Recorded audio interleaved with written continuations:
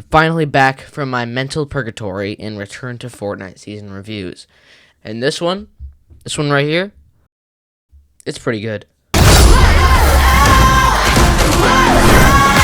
Wait, I haven't done one of these in a while, so how does it work? Oh, right. Map, loot, everything else. Let's start with the map.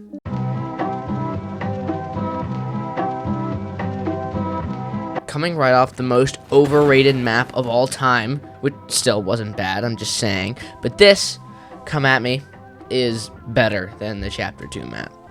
Yeah, it's complicated, but for the first week of the season, people were looking up all over this map for the Easter eggs that were literally everywhere, as well as like these secret vaults and caves and areas that were just like scattered around the map. And by the end of the season, it still holds up as a banger map. Currently, it has 19 POIs. I ranked 18 out of the 20 total POIs in this video. When Godzilla got added, Shining Span got shattered and got worse. But then it started getting fixed, and I imagine it'll be fine by the time Season 2 drops. And a pickle farm turned into Kappa Kappa Factory. I mean, I personally like it better than Pump Power, but not by much. It's alright, it's pretty funny, and I'll take mid-season POIs literally any day. This is where I would rank them on my list. Anyways, like I said in that video, I like most of these POIs. A lot of them are really good and do stand out from one another. I'm not sure what's being changed for Season 2, but I'm interested to see what they do. This map is way better than Chapter 5's, no doubt about it, and for now, it's been extremely solid. The train is back and way better, and I can explain why in the loot pool section, but it's now more of like a subway aesthetic, like a metro, instead of Chapter 5's like war train or whatever. And it going through Seaport City, which is the newest city POI introduced, is amazing. No further explanation needed. The bridge is pretty cool. I kind of wish that the train also went over the bridge, or there would be 3 trains. Yes, this is my idea. This map overall is beautiful. There are problems I went into in my POI video, which you can watch after this if you want. But places like Shogun Solitude will most likely be removed in Season 2, or stay for the rest of the chapter unchanged. The map also did change for Winterfest, adding snow directly through the middle of the map and covering like a good 75% of it, which was pretty cool and really pretty all things considered, but I was glad to go back to the normal map at the end of Winterfest. But keep adding snow every December, it's very fun. I didn't do it justice in this video, but this map is very, very good. The one thing that can never get boring in the slightest was this map, so that's a very good win. Map is easily 9 out of 10, maybe 9.5, one of the best maps for a season we've literally ever seen. Besides a few stinkers here and there, this loot pool is a banger all around. Excuse me, sir. I hope my horrible ugliness won't be a distraction to you. Not at all, boy! Don't worry about him, SpongeBob. First off, with the basic weapons, we got 7 new ones. The Hollow Twister Assault Rifle, a scoped medium firing AR with good damage and almost no recoil. You've seen it, you've heard it, this AR is genuinely amazing. The Mythic, which you get from the train, making it very useful and an actual drop, is easily in the top 3 and could be argued the best AR of all time. Fury Assault Rifle, similar to the Scar, but with less bloom, not much recoil. The Mythic is also amazing, but unfortunately overshadowed by the Hollow Twister. In most other seasons, this would be the best AR. Sentinel Pump Shotgun, a good hitting pump shotgun with sadly only 4 shells in the mag for some reason, but the Mythic isn't automatically top 10 shotguns ever because it hits for 205 headshot. Twin-fire auto shotgun, significantly worse than the frenzy auto from the chapter prior. It shoots 2 bullets at a time, stored in the testicles of the shotgun, so instead of a 14 shell sized mag, you only end up shooting 7 times. And it has an extremely long reload time, which makes it almost impossible to kill somebody if you haven't already with those 7 shots. It is pretty mediocre overall, and not my top pick whatsoever, but not nearly as bad as the Oni shotgun. 2 shells in the magazine, horrid crosshair, unreliable fire rate for a 2-shot gun, slow reload time, and the worst damage imaginable for a high-risk, high-reward shotgun. This is a high-risk, no-reward shotgun. Unless your opponent is under 150 health, 2 shots from any Oni below legendary doesn't kill them. For something with long range, sometimes it does barely any damage just a tile and a half away.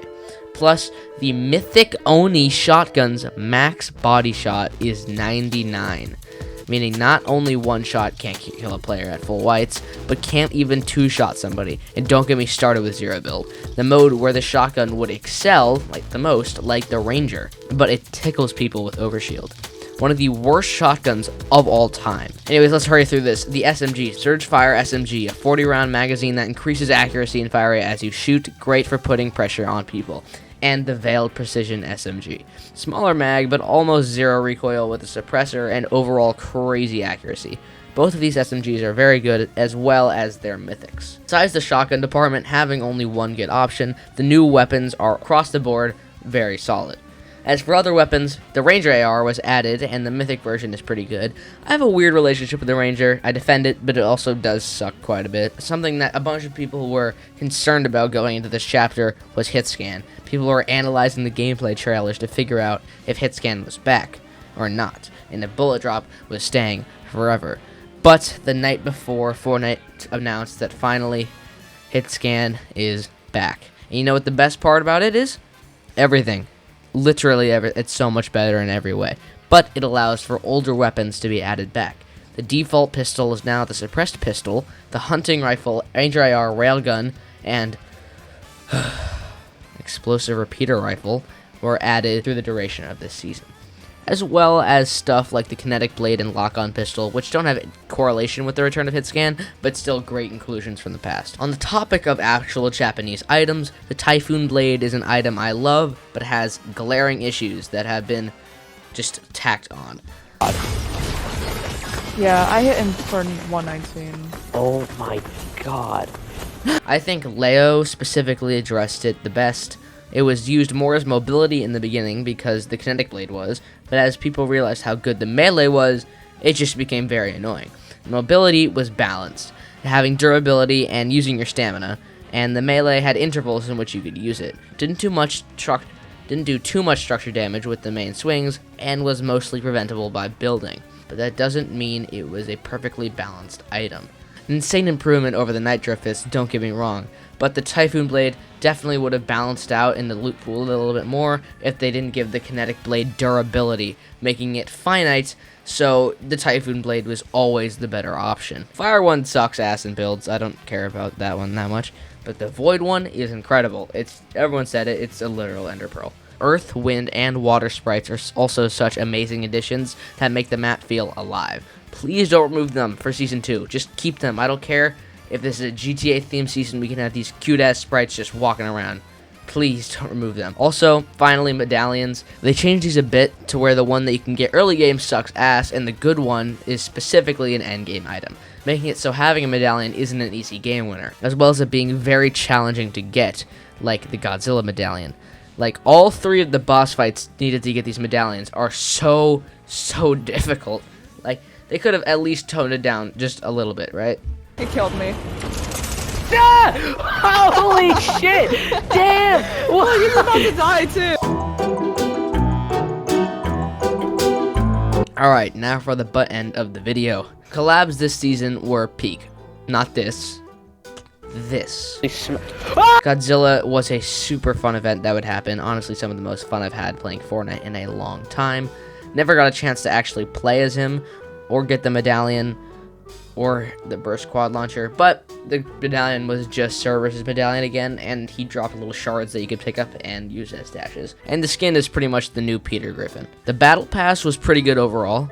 Nyanja, I think I'm pronouncing that right, Jade, and Shadowblade Hope are very good skins. Kendo and the first style of the Nitros are the only bad skins in the pass, which are, you know, really bad. Second style of Nitros is very good though. Diago and Baymax are also pretty good skins, but Baymax is just too big to wear most times.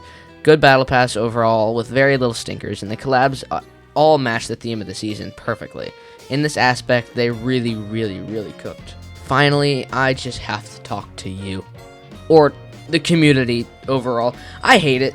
The Fortnite community, I despise it. It makes my life worse being a part of it. All I do is make stupid little reviews on YouTube that people watch. But I not only have to see dumbass content creators shit on everything, but also little comment sections with these little anonymous little pricks not knowing their face when they're fucking assholes.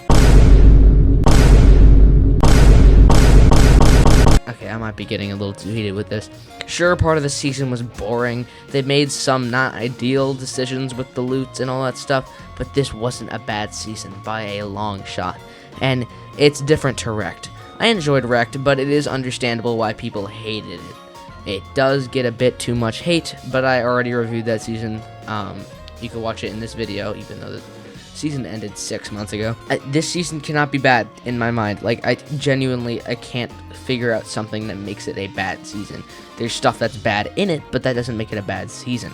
And I don't know if it's because I'm Fortnite's biggest fucking dick writer, but I can admit when a season is not good. The game is dead. I didn't even know this live event was happening. Well, you know, maybe compared to how it was at its peak popularity nearly 8 years ago, but around 2 million people showed up for this mini event in builds alone, with 600,000 in 0 builds. And that's literally just Battle Royale. You have 500,000 people playing Reload, 200,000 people playing OG, and then thousands and thousands and thousands and thousands and hundreds of thousands just playing creative. I'm planning on making a full, big, thick analysis on the cesspool that is the Fortnite community about Reload's existence and the positive and negatives of it, and just overall how the game is perceived.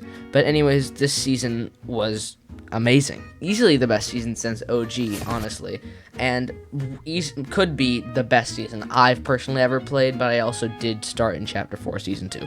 It was slightly better than Chapter 5 Season 1, meaning it is better than all of Chapter 5. Pretty good loot pool, detailed and beautiful top tier map, good cosmetics, and great theming. I give this season an 8.5 out of 10, and if you say anything below a 6, I really don't understand what you want anymore. I got another video coming up soon, so maybe sub if you want to see it. This is the thumbnail. I can change the thumbnail. Maybe let me know if I should change the thumbnail. Anyways, enjoy the day.